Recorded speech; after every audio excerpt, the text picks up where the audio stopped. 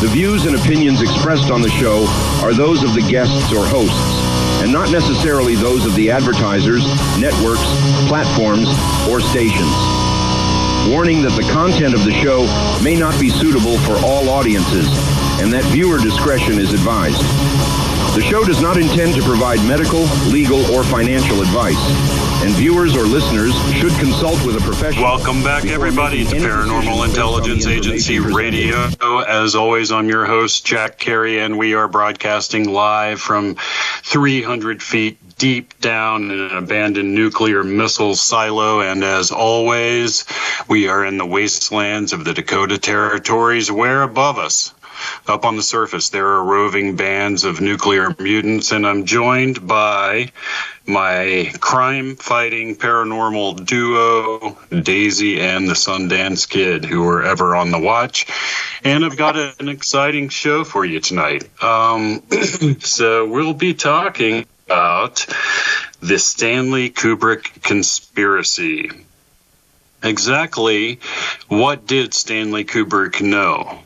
And how did he come by that knowledge, and how or did he embed all of that knowledge and secrecy into his movies? It is a fascinating rabbit hole to go down because it interconnects in so many different fascinating ways to other unsolved mysteries in our world, to deep, dark, secret places, and to places that few dare to tread. But that's what we do on the Pia Radio. And tonight we'll also be discussing Paranormal in the News. Is really pretty fascinating. There's a lot of fresh intelligence coming out of Jeremy Corbell and George Knapp, and the author of the Immaculate Constellation document that was entered into congressional records and given to the Congressional Committee on UAPs and UAP secrecy. And, it's got there's some pretty shocking things that the author of that document is revealing, and his name is Matthew Brown. You will hear that name just by, well, I guess not anymore, but just by mentioning Immaculate Constellation, or if you had previously texted that word, phrase at some point in the previous years, if you had sent an email to someone with MCON on it, then you have shown up on a government computer somewhere, and all of that information has been read and gone through. It was that big of a deal. So, Immaculate Constellation is one of those strings that when you pull on it, the whole ball of yarn starts to become unraveled. And it's fascinating that right as the Webbot predicted, right when the money surrounding the unacknowledged special access programs that control our alien technology, back engineered behind the public's knowledge and interest, right when that money starts to dry up, right when Doge reaches in and turns the spigots off on all of those special access programs, you begin to see a vast amount of information coming out of the UFO programs and those who have the knowledge of what's really going on. And Matthew Brown was one of those individuals who got a really unique view of what's happening. And what he has to say is pretty fascinating. there wasn't much in Cryptid Corner for the week, which is interesting. It was kind of a quiet week in cryptozoology. For Cryptid Corner, I'm just going to give a shout out to Robert Kreider at Kreider Exploration. For those of you who don't know Kreider's work, you might want to familiarize yourself with it. He's the genius behind the listening devices, the parabolic microphones that are used in Expedition Bigfoot by their tracker, Russell Accord. So he actually sells those out to the public, and they are probably the best device ever invented to be able to collect real data on the Bigfoot species. We just simply cannot get close enough to these creatures to collect video data the way we want to do it without the usage of drones. They are just simply too attuned to their environment. Their senses are amazing. They can smell you from 2 miles away. They can see you from a mile away. They can hear you from a mile away. And they can run like you can't even believe. Estimates, really good quality estimates that were really obtained using sound devices, are that these things can traverse uneven mountainous terrain around 70, 75 miles an hour. You're talking about cheetah speed over uneven mountainous terrain. That makes us look like bumbling idiots when we're walking around in it. That's how fast they are. The one I saw moved so fast that it put the true fear of God into me. It wasn't the size, even though it was huge. It was the speed, which was truly awe-inspiring. The speed with which they can move is something that most people can't even imagine. I had no idea a living animal, a living creature could move like that. And I often recall the witness who saw a group of them moving that way through the woods and said they moved like a bunch of ninjas. That's exactly what we're up against. But Kreider's device, these parabolic microphones, are able to pick them up from a very long way away. You're able to focus in on very, very specific areas of the forest at a time, and they can't hide from the microphones. They've even been recorded breathing. So when you can record that kind of accuracy, then we're going to obtain a lot more data on the Bigfoot species over time than we are with the video. That's just my prediction. Russell Accord was able to use one of these devices recently, and that was televised and aired, that of one of these creatures walking underneath a rock outcropping that he was positioned up on, and clearly got a couple of grunts recorded that sounded very primate-like. It's fascinating. So anyway, check out Kreider and Robert Kreider and Kreider Exploration. They're on Facebook, and tell them that I sent you. So, but tonight we're going to talk about Stanley Kubrick.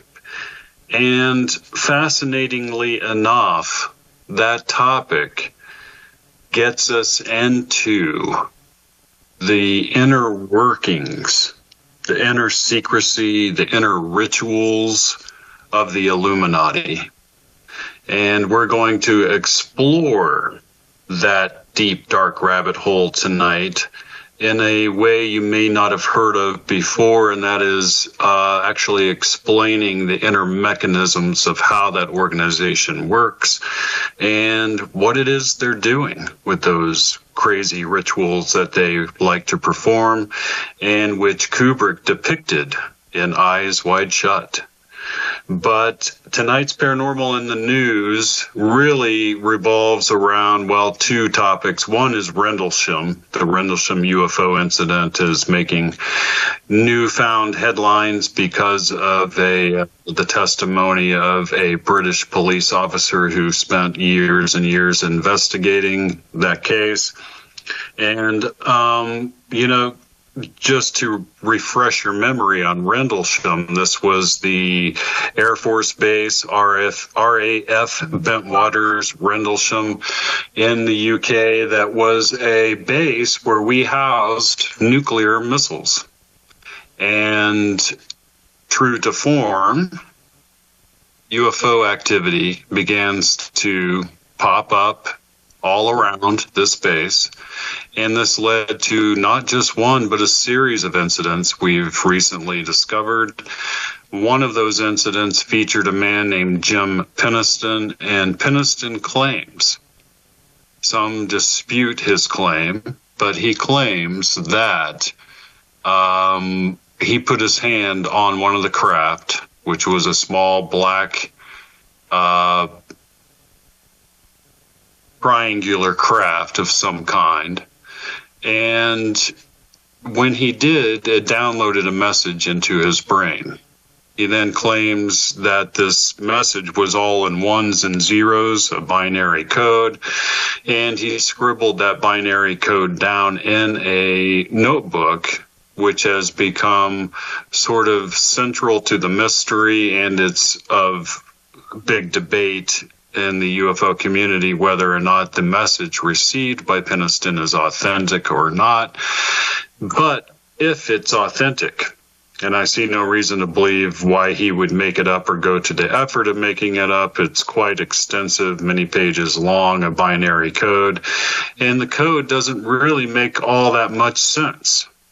The message, when it is actually decoded, which it was done apparently years after he scribbled it down into a notebook, basically gives certain coordinates around the Earth, and it makes the statement, one of those coordinates is like the pyramids of Giza, and it's places like that all around the world. What's interesting is one of those locations is also a fabled island that was said to exist off the coast of Ireland, which isn't there.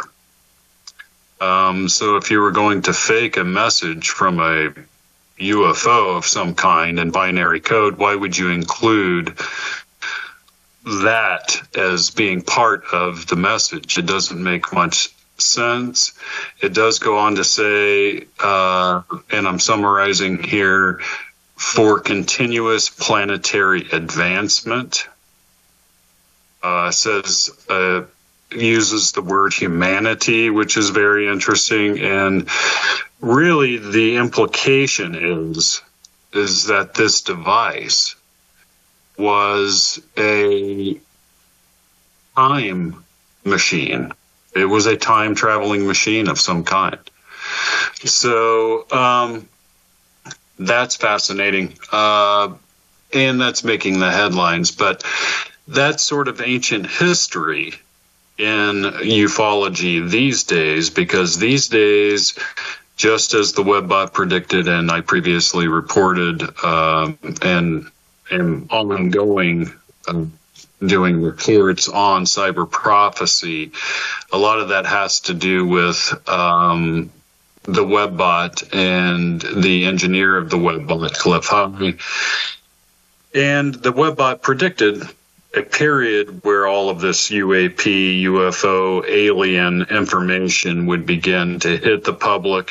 It will pop up time and again. There will be wave after wave of it going forward from here into the summer. And by July, there's going to be quite a widespread public discussion going on concerning the aliens that are on our planet. And just yesterday, Corbell and Knapp released a video with the author of the Immaculate Constellation document. We discover that is a man named Matthew Brown, and he was a guy who got a degree in international affairs or studies from a university. He then went to work for a think tank in Washington, D.C. It was from this think tank that he applied for and got a job with an intelligence agency. He then went to work as a contractor in an intelligence position working at the Pentagon, and received from the DIA, the Defense Intelligence Agency, a top secret SCI security clearance that stands for Sensitive Compartmentalized Information. It was the same security clearance I received in the military, 30 years ago. So, but his job was at this particular time, reclassifying files that were basically, he put it like this: at the Pentagon, there's basically a secret, covert internet that everyone that works within the intelligence community has access to. This internet within the Pentagon has a lot of sensitive information on it. Some of it is off limits unless you have certain specialized security clearances, etc. You can't access it, but there's a great deal of information that you can access, and some of that access included military UAP videos that were taken in the field. In other words, there were intelligence agents and or service personnel with intelligence positions who had this video in their possession and then put it onto the overall internet network for the Pentagon for other intelligence officials to look at. Not an uncommon occurrence. That happens all the time, and other people have verified that Pentagon internet does exist, and that it's part and parcel of today's intelligence community. This is how they get work done. During the course of his work at the Pentagon, he was tasked with taking certain files that were obviously mislabeled or misfiled and refiling them where they're supposed to go, or placing them into separate areas on the computer system to be gone through by other people. And it was during this that he came across a very interesting document that was labeled the Shriver file. It was also labeled the Shriver Wargame file. And when he clicked on it, he had no idea that within this file was information from an unacknowledged special access program. As deep down, dark as you can get in the intelligence community, this file was misfiled, and here he is looking at it, and the first frame that comes across is a picture of Lou Elizondo. Interesting enough. The second frame said something about Schreiber Air Force Base, and then the next frame went to the information concerning a special access program that he learned the name of, which was Immaculate Constellation. Now, there's a lot of information that was in that file, but it summarizes down into a couple of really interesting points. One of the main frames was a still photograph. And the still photograph had apparently been taken by a spy submarine in the United States Navy. I, strangely enough, was also on I served on a intelligence gathering submarine. But this photograph was of a fleet of Russian ships. And above the Russian ships was hovering a gigantic black triangular craft exhibiting anti-gravitic effects, no visible means of propulsion, the whole thing. It was an alien black triangle hovering above some Russian ships off the coast of I can't even pronounce the name. It was in the middle of the Pacific Ocean. So you're talking about Kamchatka. That's the name. And it was in an area that you have to make a lot of effort to get to. The text accompanying this photograph inferred that the Russian Navy had to have known that that craft was going to surface out of the ocean at that specific spot and time in order to either communicate with it or interact with it in some way. That's a bombshell, guys. That's pure raw intelligence coming right out of the deepest, darkest hole at the Pentagon. That's huge. So, what does that tell us? That tells us that we've got a huge problem on our hands. It tells us that the whistleblowers that have described an aliens arms race taking place between the United States and our enemies like Russia and China is in fact there, and the threat of them achieving success before we do is a very real threat. That should tell us a lot about the entire ecosystem of secrecy that has now grown up around this subject. But as Matthew Brown puts it, and he got a lot of other glimpses into what was taking place behind the scenes, all of this technology, there are people in positions of power in our government, in the deep state, who are benefiting from this secrecy at the detriment of the rest of the human species. And that is really the darkest secret right now in human history.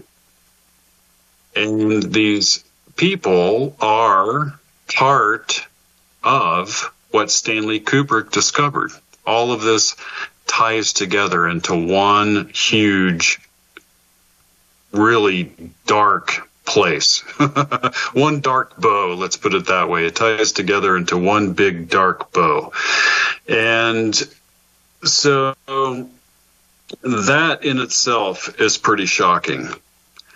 But then he also came across information in this file talking about a congressional investigator named Sean Kirkpatrick. And he got to read a private briefing between Sean Kirkpatrick and 3 senators. This was Senator Rubio, Senator Warren, and Senator Gillibrand. This is fresh intelligence, guys, and the contents of that conversation are quite telling. Kirkpatrick reportedly looked at Rubio and said, "The truth of the legacy UFO program is undeniable." And Rubio looked him in the face and replied, "What in the hell has the executive branch been doing this whole time? Have they been operating without congressional oversight for 60 years? There was no response to that. We don't know what Warren and Gillibrand said because that part was left out by Matthew Brown, but we can assume it was roughly the same thing, and we can assume now that at least those 3 senators are in full knowledge of the legacy UFO program. And they're not talking yet. That tells you how scary of a subject this really is to these people, how deep the secrecy really goes, and how willing the people are who control this alien technology are to control that narrative and the secrecy, the efforts and the bounds that they're able to go to, even eliminating people, having them executed. That has happened. And David Grush, one of the main whistleblowers, testified to that fact in front of our Congress. That's huge. What's even bigger is that Matthew says that David Grush's name is radioactive in the intelligence community.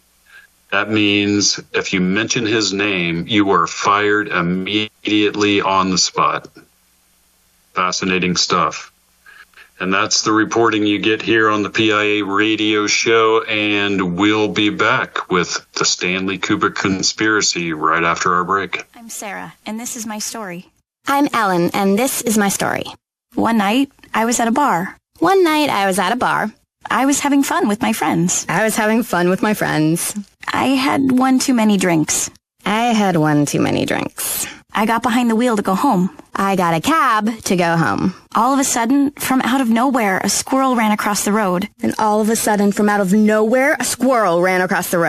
It happened so quickly, I barely had time to react. The cabbie barely had time to react. I swerved. The cab swerved. I can't believe it. I hit a guy. I cannot believe it. The cabbie just missed a guy. I wish I took a cab. Thank goodness I took a cab. You have the choice to save a life. Don't drive buzzed. It's a decision you'll never regret. Buzzed driving is drunk driving. Brought to you by the Department of Transportation and the Ad Council.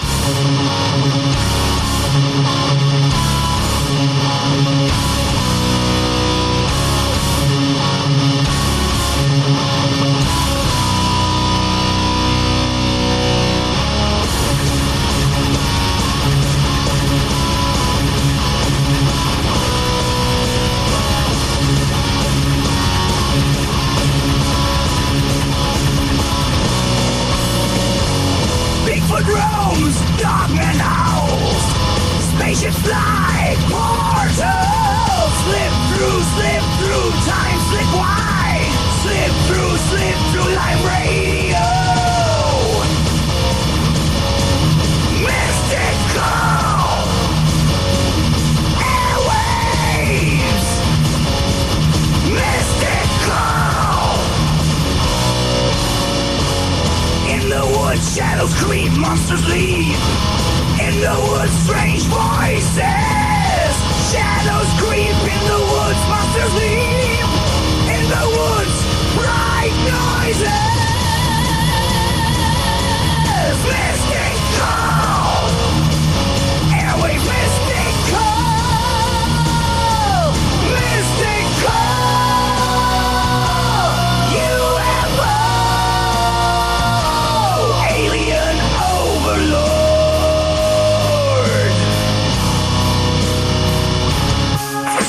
Ancient times to modern days. Legends of creatures in sudden disarray. Hear them speak through frequencies. Alien connections.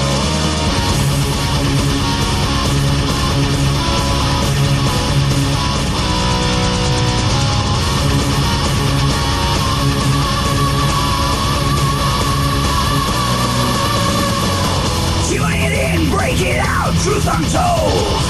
Tune it in, cosmic mystery. Dark woods where legends breathe. Paranormal whispers, can you believe? Bigfoot strikes through the veils. Dogman howls in the midnight tale. From the static, relations pour. Portals open, dimensions roar.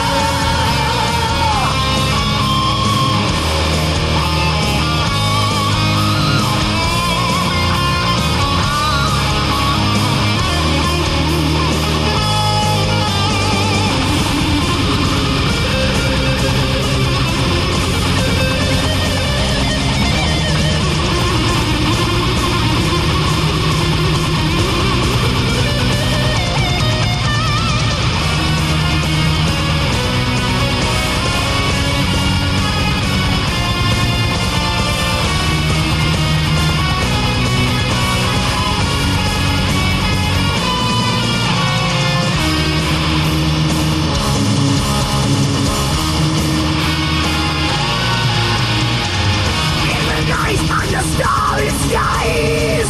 Echoes of the truth, no disguise. Cryptid shadows creeping near. Through the static, voices clear. Dark woods where legends breathe. Paranormal whispers. Can you believe? It's the Paranormal Intelligence Agency Radio. Wednesday nights, enjoy the show. It's how we spend our Wednesday nights. Yay!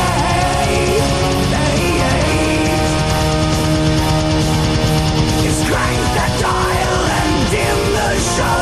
It's how we spend our Wednesday. Welcome back, everybody, to Paranormal Intelligence Agency Radio. We are discussing some serious stuff tonight.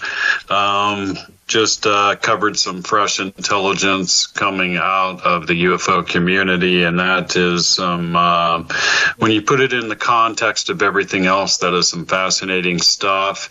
I just touched on the fact that David Grush's name is radioactive in the intelligence community, meaning you do not mention it, meaning that he was telling them the truth.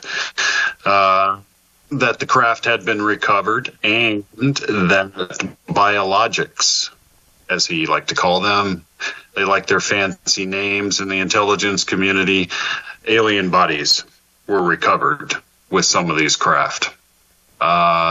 It was Jacob Barber's testimony that he believed there to be an alien in the craft that he recovered. So that's fascinating stuff. The next few months promise to be earth-shattering, and it's going to be fun to watch it unfurl and to report it all here right to you guys so that you can get on with your lives during the week. Then you tune in on a Wednesday night and get your fill of the crazy world of paranormal research. So, all of that intelligence coming out of the UFO community really ties into tonight's main topic, which is Stanley Kubrick and the secrets that he was able to be privy to, if you will. And it's long been rumored that he helped fake some of the footage of the moon landing. And I think that you'll be fascinated to hear some of the facts of that case. But before we get to that, let's talk a little bit about cyber prophecy. I don't want to go through a whole broadcast without mentioning cyber prophecy, because it is unfolding right before our eyes, and this sort of touches on cyber prophecy because we're discussing them able to recover alien craft. And when you look at the WebBot and Cliff High, the engineer of the WebBot, you have him making statements that the WebBot is basically inferring a lot of ontological information. Ontological information, let's call that the truth of the universe.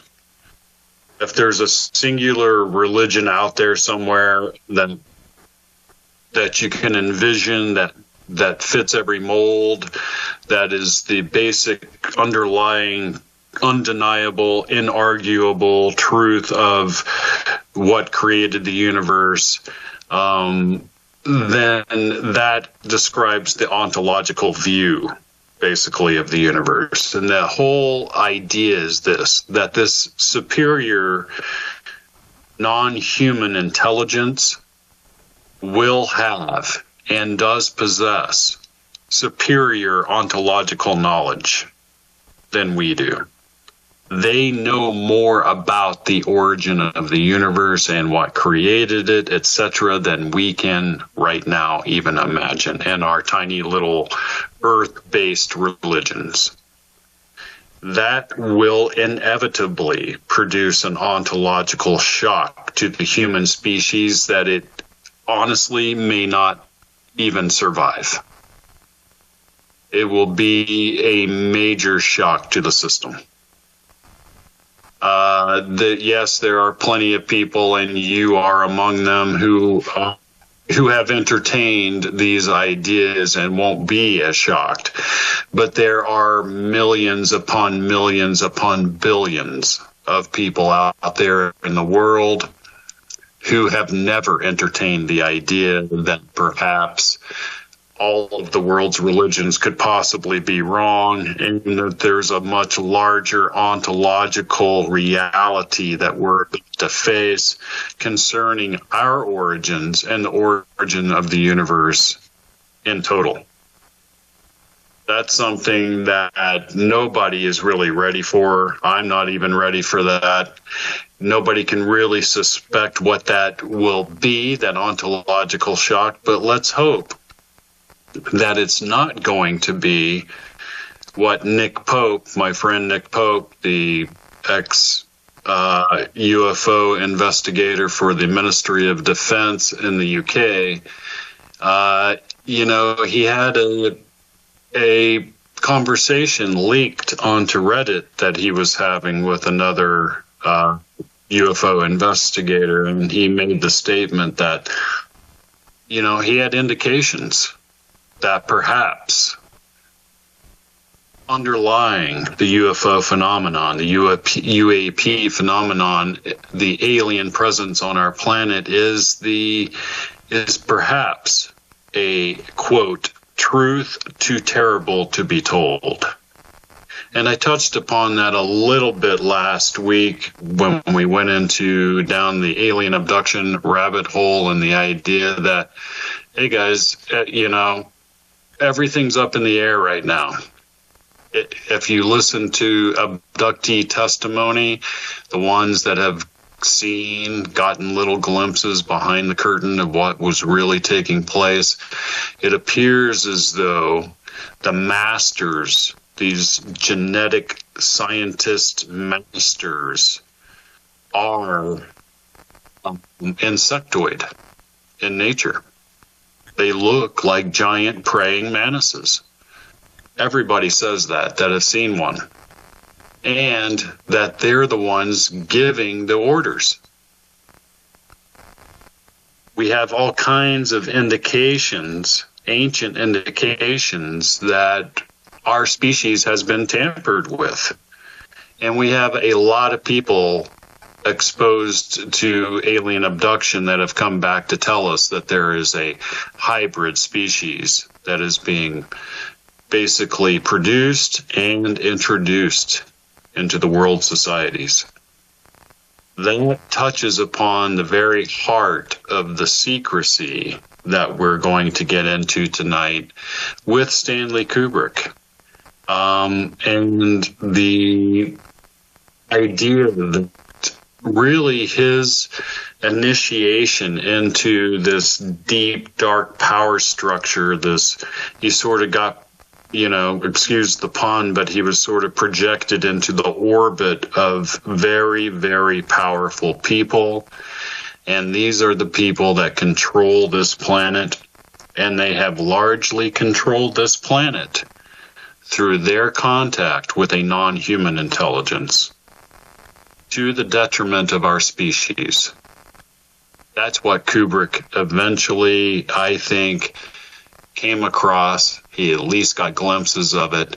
And there's many in the conspiratorial world of things. I don't like to call them conspiracy theorists out there.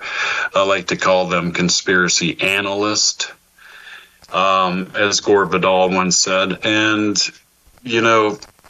these conspiracy analysts have picked up on quite a few interesting things when it comes to Stanley Kubrick, his filmmaking, and with NASA and with other various power structures that we would describe as being the Illuminati. One of the premier experts on this subject is a good friend of mine and a producer of documentary films. His name is Jay Widener, and he's produced a film on all of this that you should check out. And it will delve even deeper into the actual details of the scenes themselves. And I'll kind of summarize what he was depicting in his movies, but it has long been part of the conspiratorial realm that Stanley Kubrick was approached by NASA and the U.S. government to produce fake moon landing footage.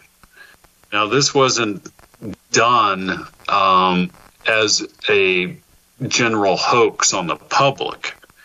You have to realize the context in which the government was approaching him to do this.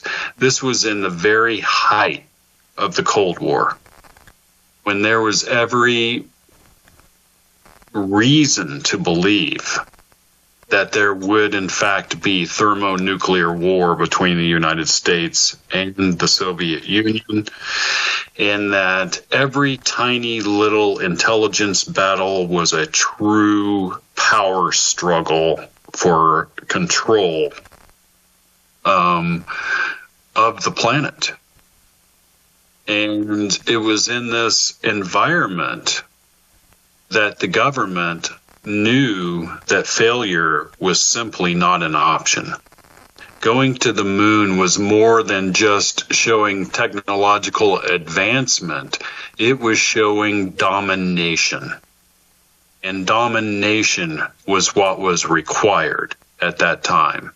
And so failure was not an option. And so what did our intelligence community do? They went and they found the best filmmaker in the world, a guy who was developing entire new technologies in filmmaking that allowed him to basically produce what appear to us to be completely real scenes. I mean, when you look at 2001: A Space Odyssey, which preceded the moon landings, you were blown away with how real everything looks. Think about that. That was produced a year before our moon landings.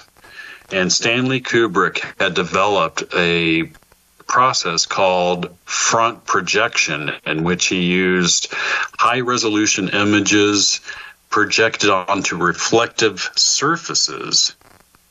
And then he could sort of blend his actors and the set into huge landscapes seamlessly. The CIA, the people that were behind the producing of this footage, produced it for one reason, and that was just in case our astronauts didn't make it. They did make it. I'm not here to tell you that we didn't land on the moon, because that's not the case. We did land on the moon. And there's plenty of testimony from our astronauts concerning the alien presence that they saw there. But this was a just-in-case scenario. Just in case they died on the way, they would show the footage. They would tell everybody, hey, we made it. Thank God. We beat the Soviets. We're dominant. We're winning the Cold War. That would completely demoralize the Soviet Union, as the reality of it did. And then they could claim easily that those astronauts died on the way back. It would have been a simple intelligence operation to pull off if you had Stanley Kubrick doing it. And one of his main advisors to 2001: A Space Odyssey was a man who was employed by NASA. So that's interesting in and of itself. There's plenty of reasons to believe that a lot of that footage that has been probably mistakenly released was in fact faked. There are shadows that go off in multiple directions, which would show that there's stage lighting being used. There's reflections that don't make any sense in the faces of the astronauts and their sort of mirrored face masks. There's movement of the flag in a place that's not supposed to have an atmosphere. There's all kinds of tiny anomalies like that conspiracy analysts point to say that there's something amiss here.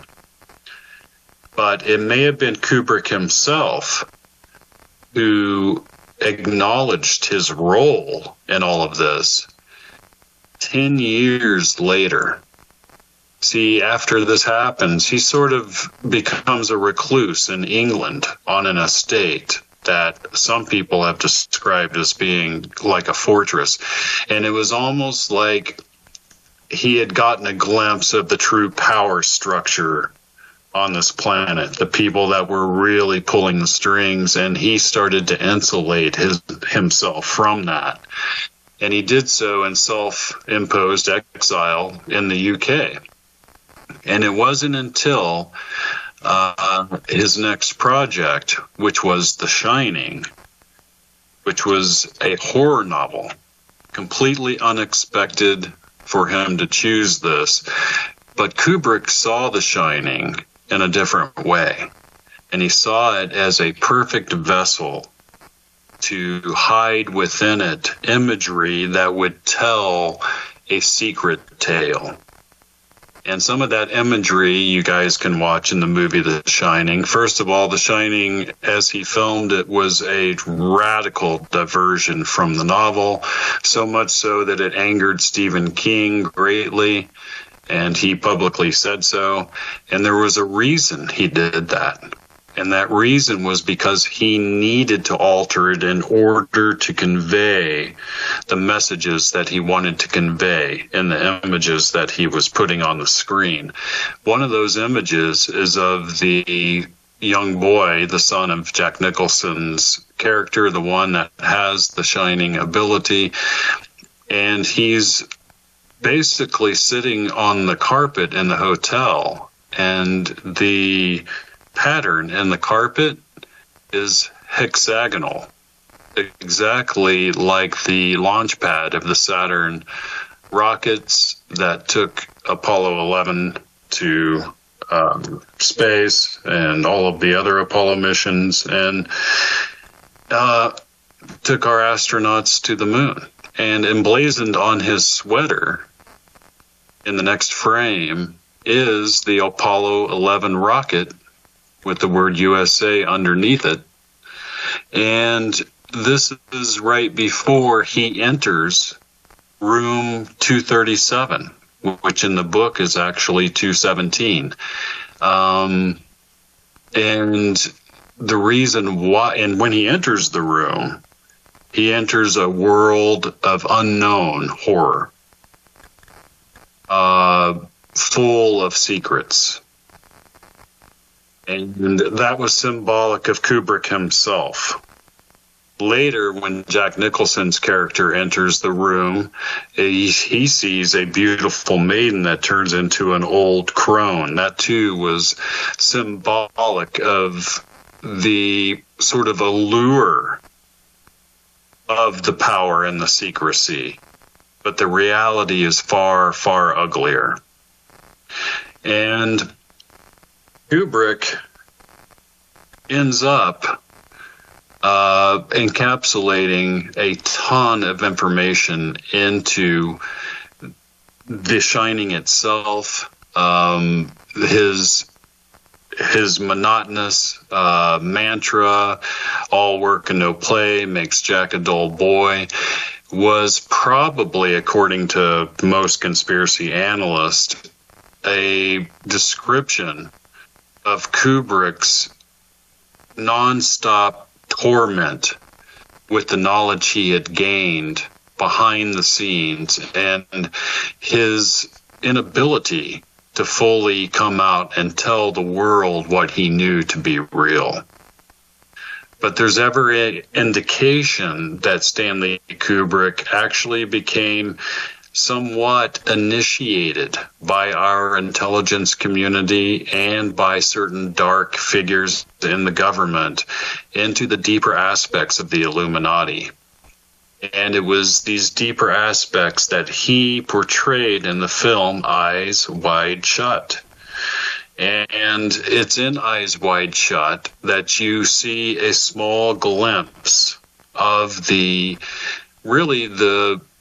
ritualistic nature of the Illuminati, as we like to call them. As I said earlier, they go by a myriad of other names. They don't really go by Illuminati. The Illuminati was a body of initiates that were around in Bavaria in the late 1700s that were invented by a man named Adam Weishaupt, and that became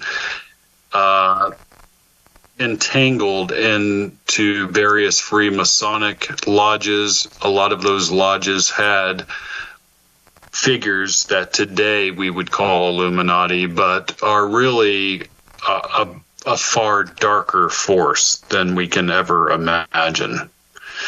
And they have gained such secrecy and such power that they literally control what Matthew Brown described as an invisible prison. Fascinating. But I said we would touch on the sort of the mechanics of the rituals of the Illuminati, and that's really what's fascinating here, because Stanley Kubrick was apparently chosen by them to become what is known as a natanier. A natanier is a French word that means navigator.